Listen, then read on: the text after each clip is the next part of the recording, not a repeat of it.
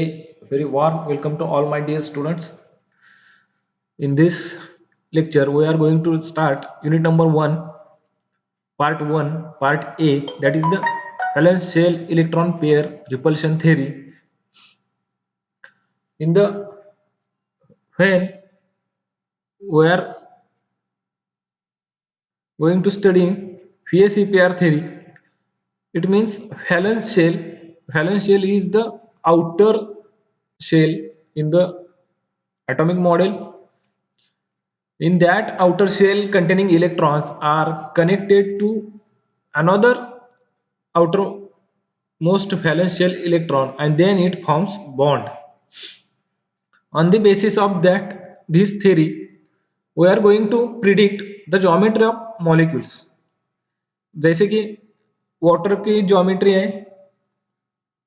V shape या angular but इस इनका hybridisation है sp3. Then ammonia having same sp3 hybridization, but its geometry is pyramidal shape. बा water molecule आणि ammonia hybridisation एकच आहे परंतु जॉमेट्री वेगवेगळे आहेत. मग आता जर हायब्रिडायझेशन sp3 जर असेल तर ते टेट्राहेड्रलच यायला पाहिजे किंवा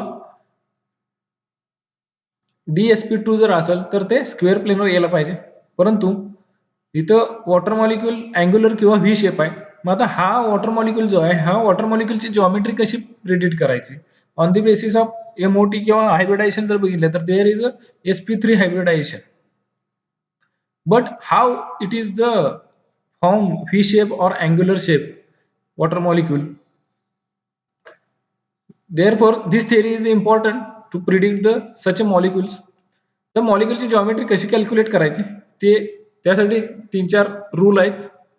ते रूलचं डिस्कवरी कशी झाली ते बघू पहिल्यांदा आपण.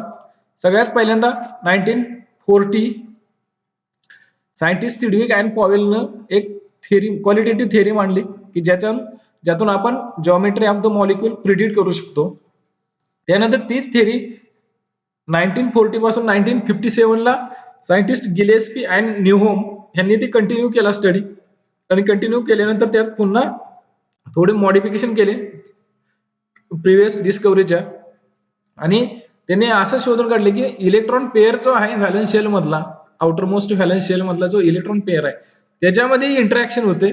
त्या इंटरॅक्शनच्या बेसिसवरती हे व्हीएसईपीआर थिअरीचं नाव पण दिले valence shell electron pair repulsion theory.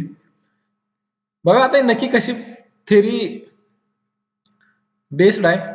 This theory is based on the interactions of the electron pairs in the valence shell. सगळ्यात बाहेरच्या कक्षेतला इलेक्ट्रॉन जो आहे त्या इलेक्ट्रॉनची पेअरचं इंटरॅक्शन आहे. On the basis of that interaction this theory explains the geometry of molecules.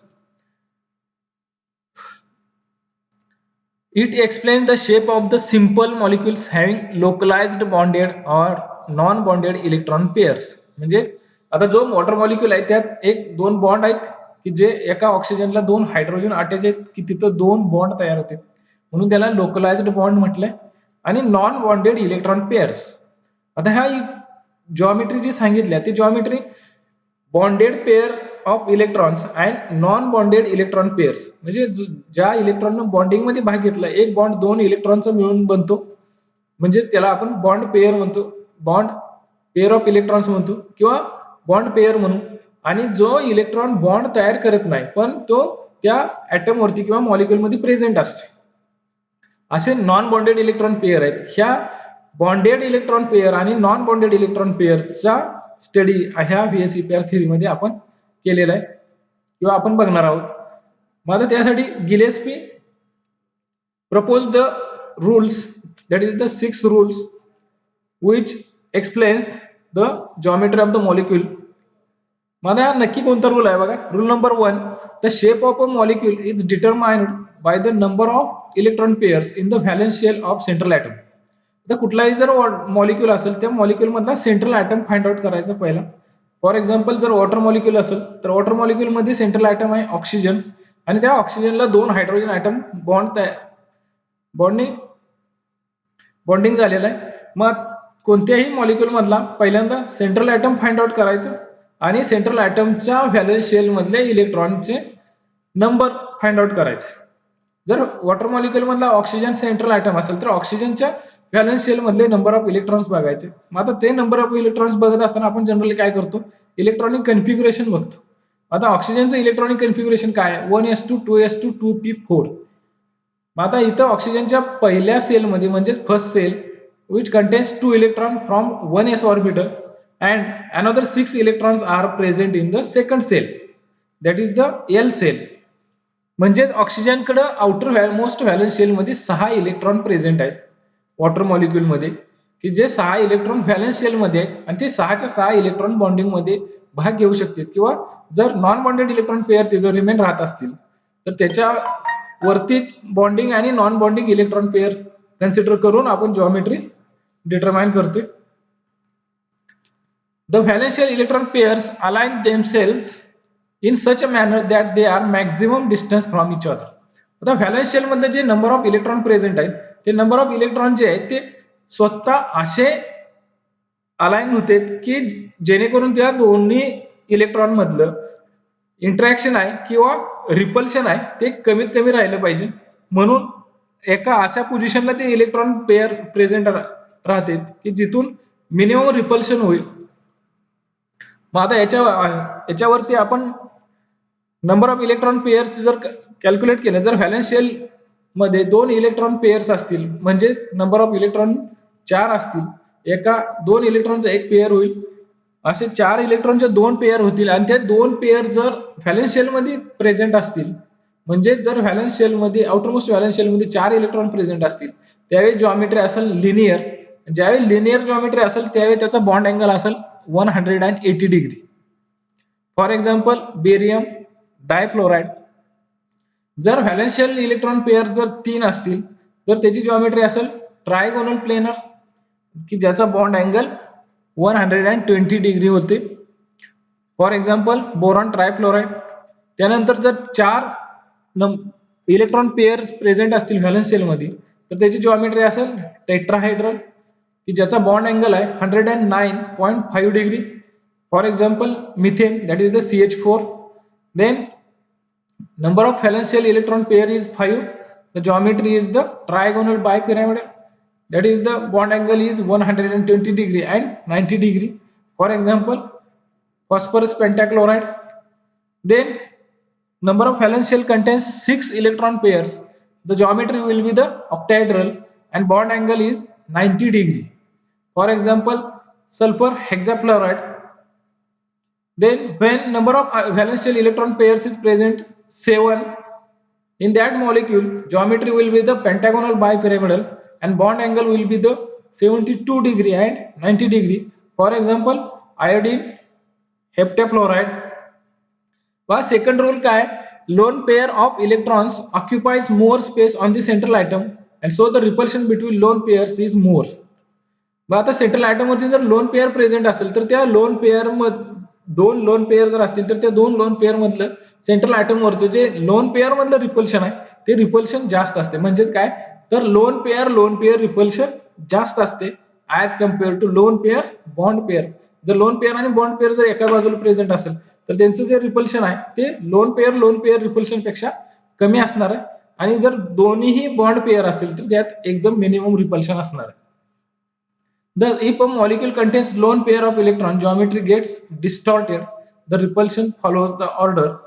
जर एखाद्या मॉलिक्युल मध्ये लोन पेअर प्रेझेंट असेल तर ती लोन पेअर प्रेझेंट असल्यामुळे बॉन्ड पेअर वरती जॉमेट्री कॅल्क्युलेट करता येत नाही, तिथं मात्र डिस्टॉर्टेड जॉमेट्री मिळते. म्हणून तर वॉटर मॉलिक्युलची जॉमेट्री जी आहे ती व्ही शेप किंवा अँग्युलर आहे.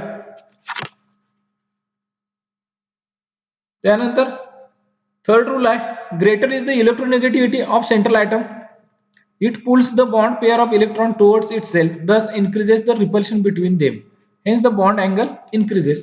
जर सेंट्रल मेटल ॲटमची जे इलेक्ट्रोनेगेटिव्हिटी आहे ती इलेक्ट्रोनेगेटिव्हिटी जर जास्त असेल तर ते त्या सेंट्रल ॲटमला अटॅच असणाऱ्या दुसऱ्या ॲटम कडचे इलेक्ट्रॉन स्वतःकडे अट्रॅक्ट करून घेते आणि स्वतःकडे अट्रॅक्ट करून घेतल्यामुळे त्या दुसऱ्या बॉन्ड पेअर मधलं जे डिस्टन्स आहे ते बॉन्ड अँगल आहे ती बॉन्ड अँगल इन्क्रीज होते.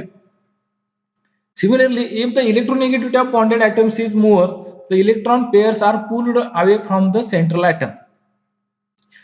सपोज जर सेंट्रल ॲटम पेक्षा जर अटॅच्ड ॲटमचे इलेक्ट्रोनेगेटिव्हिटी कमी असेल किंवा जास्त असेल, तर ज्या ॲटमची इलेक्ट्रोनेगेटिव्हिटी जास्त आहे त्या ॲटमकडे सेंट्रल ॲटमकडून इलेक्ट्रॉन पुल केला जातोय किंवा ओढला जातोय.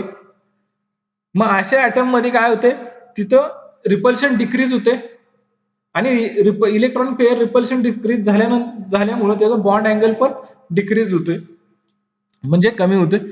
आता फोर्थ रूल आहे, multiple bond does not alter the geometry of the molecule, it only increases the bond angle due to higher electron charge density.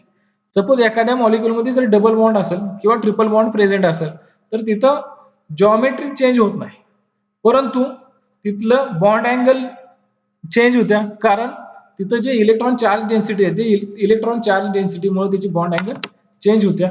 त्यानंतर नेक्स्ट रूल आहे, if the valence shell of central atom is completely filled the repulsion is more. जर valence shell central ॲटमची जी valence shell completely fill असेल तर तिथं repulsion maximum होणार, कारण number of electron maximum present असणार आहे, त्यामुळे रिपल्शन मॅक्झिमम होणार आहे. जर number of electron valence shell मध्ये कमी असतील तर रिपल्शन लेस होणार आहे. Then last rule is the repulsion is maximum when the electron pairs are at 90 degree while it decreases sharply with increase in bond angle and becomes minimum at 180 degree.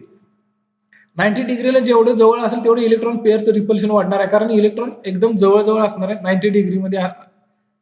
Suppose आता 90 degree पासून perpendicular shape जर change होत असेल तर ते 180 डिग्रीकडे जात असेल तर हळूहळू त्याची बॉन्ड अँगल इन्क्रीज होत्या, त्यामुळे रिपल्शन डिक्रीज होते. मग आता ह्या रूलचं नक्की ऍप्लिकेशन बघा व्हीएसईपीआर थिअरीचं, की जे मॉलिक्युलचं जॉमेट्री फाइंड आउट करते किंवा प्रिडिक्ट करू शकतो आपण. आता पहिलाच मॉलिक्युल आहे अमोनिया NH3. आता सगळ्यात सुरुवातीला काय करायचं, या NH3 मॉलिक्युल किंवा कोणताही मॉलिक्युल दिला तर त्या मॉलिक्युल मधला सेंट्रल ॲटम फाइंड आउट करायचा. ह्या NH3 मॉलिक्युल मध्ये सेंट्रल ॲटम आहे नायट्रोजन, की ज्याचं इलेक्ट्रॉनिक कन्फिग्युरेशन आहे 1s2 2s2 2p1 2p 2px1 2py1 and 2pz1, it means 2p3. Number of electrons in valence shell is the 5. Then number of electrons from hydrogen atom, there is a 3 electrons. The total number of valence shell electron is the 5 plus 3 is equal to 8. बघा नायट्रोजनच्या central ॲटमच्या valence shell मध्ये 5 electron आहेत, की जे 2s2 मधले 2 आहेत आणि 2p3 मधले 3 आहेत, हे टोटल 5 आहेत. आणि हायड्रोजन कडचा एक इलेक्ट्रॉन बॉन्डिंग मध्ये पार्ट करतोय, कॉन्ट्रीब्युशन करतोय, त्यामुळं ते हायड्रोजनचे 3 इलेक्ट्रॉन असं मिळून तिथलं ऑक्टेट कंप्लीट होते.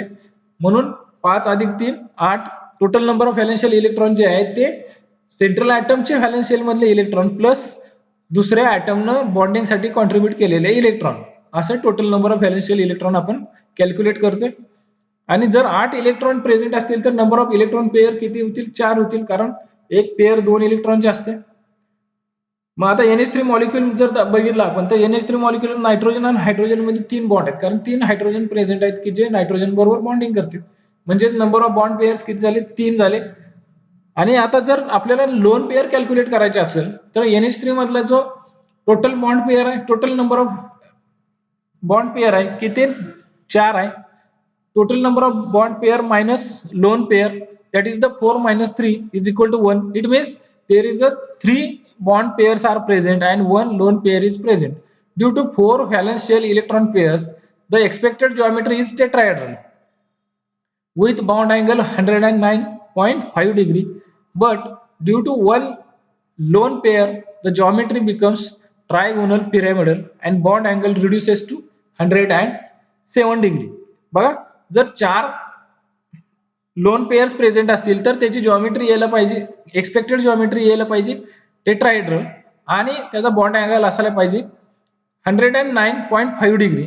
परंतु तिथं एक लोन पेअर प्रेझेंट असल्यामुळं इथं रिपल्शन होते, त्यामुळे बॉन्ड अँगल डिक्रीज होते, आणि एक लोन पेअर मुळे त्याचे 109.5 डिग्री वरून 107 डिग्री पर्यंत बॉन्ड अँगल रिड्यूस होते, आणि जॉमेट्री जी आहे ती टेट्राहेड्रल एच ऐवजी ट्रायगोनल पिरॅमिडल येते.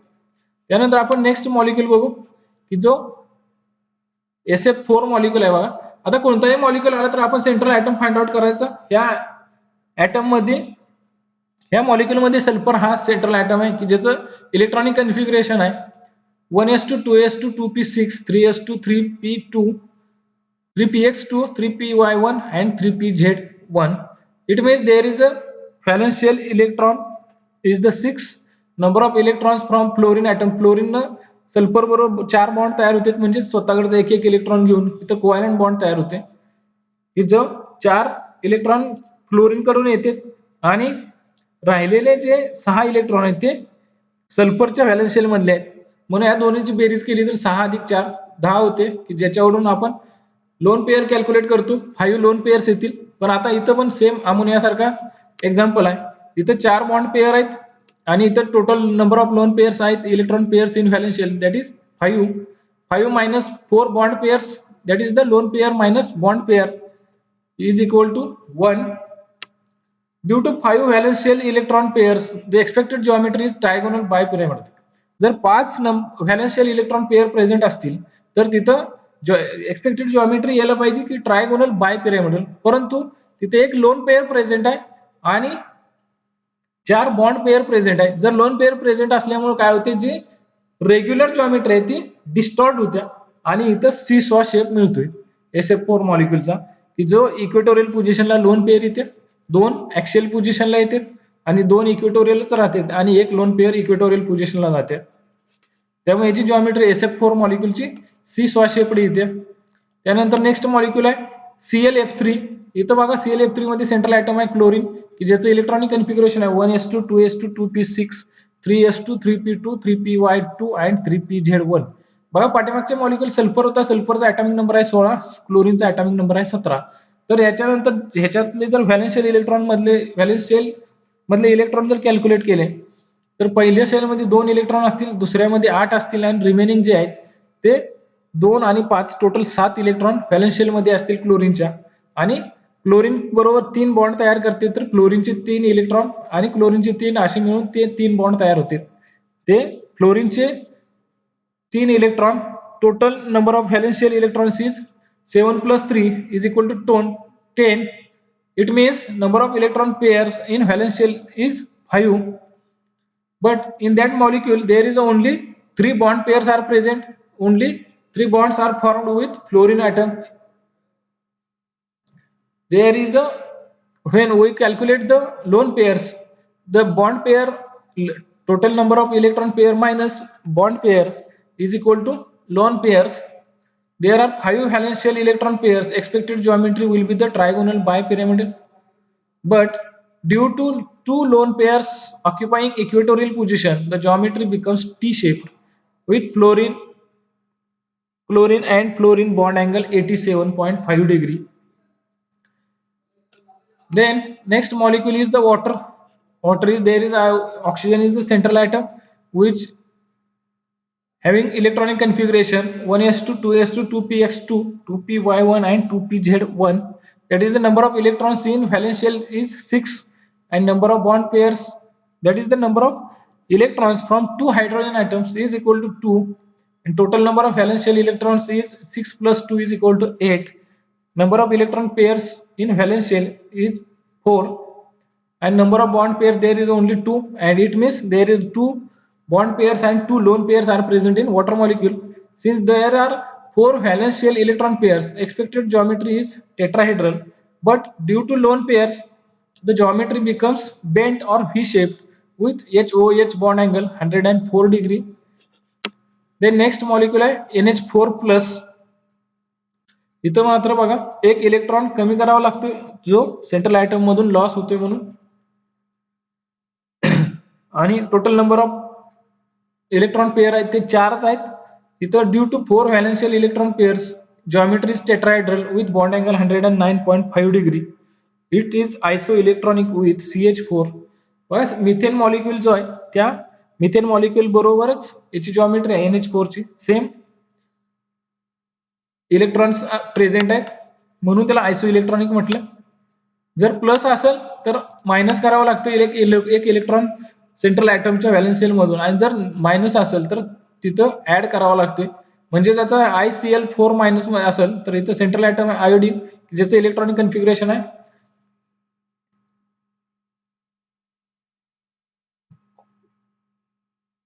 concentration of krypton 5s2 5p2 5px2 5py2 and 5pz1. Number of electrons in valence shell is present 7. Number of electrons from 4 chlorine atoms, that is the 4, and one electron is extra, which contains anionic charge. Number of electrons gained from during the formation of anion is 1. Total number of valence shell electrons is 7.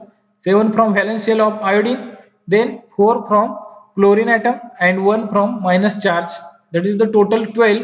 Number of bond pair electron pairs are 6. It means number of electron pair 6, there is a bond pair 4, therefore number of lone pairs is 2. Due to 6 valence shell electron pairs, the expected geometry is octahedral, but due to 2 lone pairs occupying opposite positions, the geometry becomes square planar, which is shown below.